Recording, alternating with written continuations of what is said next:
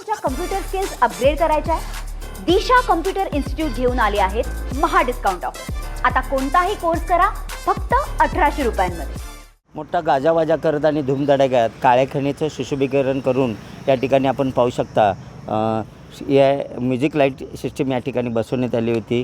कारंजाचे फवारे उडवत या ठिकाणी भव्य दिव्य अशी या ठिकाणी म्युझिक लाईट सिस्टीम या ठिकाणी बसवण्यात आली होती आणि या ठिकाणी काळी खणीचं एक चांगल्या पद्धतीनं या ठिकाणी सौंदर्यीकरण या ठिकाणी करण्यात आलं होतं आणि या ठिकाणी आपण पाहू शकता आता सध्या हा 9 कोटीहून जास्त खर्च केलेला प्रोजेक्ट सध्या बंद अवस्थेत आहे।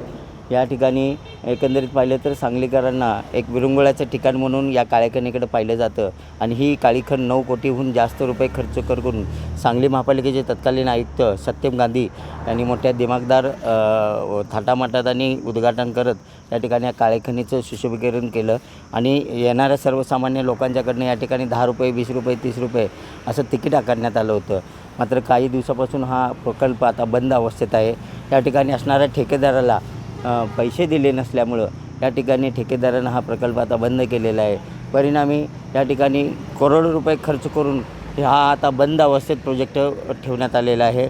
दुसरीकडे पाहिलं तर सांगलीकरांना विरंगुळ्याचं ठिकाण म्हणून या काळ्याखणीकडं सांगलीकर येत होते, मात्र या ठिकाणी तिकीट आकारणी केल्यामुळं या प्रोजेक्टकडं सांगलीकरांनी पाठ फिरवली होती।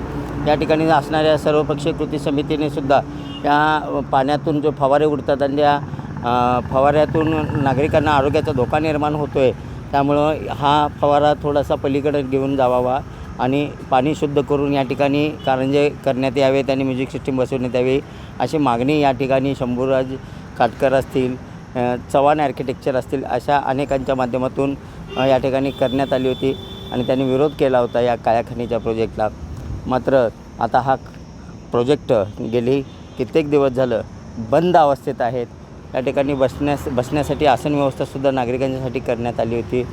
सुशोभीकरणसुद्धा चांगल्या पद्धतीने या ठिकाणी करण्यात आलं होतं, पण सध्या आता या ठिकाणी महापालिकेचे कर्मचारी या ठिकाणी स्वच्छता करतात, सर्व या परिसराची रोजच्या रोज स्वच्छता करतात आणि हा सध्या प्रोजेक्ट कोट्यवधी रुपये खर्च करूनसुद्धा बंद अवस्थेत असल्याने नागरिकांच्यातून तीव्र संताप व्यक्त होत आहे। त्याचबरोबर हा प्रोजेक्ट पुन्हा एकदा सुरू करावा, तो पण विनामूल्य, जेणेकरून उन्हाळ्याच्या या सुट्ट्यामध्ये असेल किंवा इतर काही दिवसामध्ये असणाऱ्या सांगलीकरांना या ठिकाणी हे विरंगुळ्याचं ठिकाण म्हणून आपल्या कुटुंबासमवेत थोडा वेळ या ठिकाणी विरंगुळा घालवता येईल, आनंद घेता येईल अशी मागणी सांगलीकरांच्यातून होत आहे।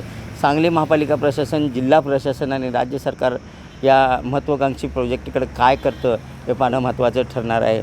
मात्र ही सांगलीची ऐतिहासिक खण आणि तो उभा करण्यात आलेला करोडो रुपये खर्च करून करण्यात आलेला प्रोजेक्ट सध्या बंद अवस्थेत आहे। कॅमेरामन सुजितसोबत मी शंकर देवपळे, TV9 मराठी, सांगली। मला तुमच्या कम्प्युटर स्किल्स अपग्रेड करायच्या आहे? दिशा कम्प्युटर इन्स्टिट्यूट घेऊन आले आहेत महा डिस्काउंट ऑफर। आता कोणताही कोर्स करा फक्त 1800 रुपयांमध्ये।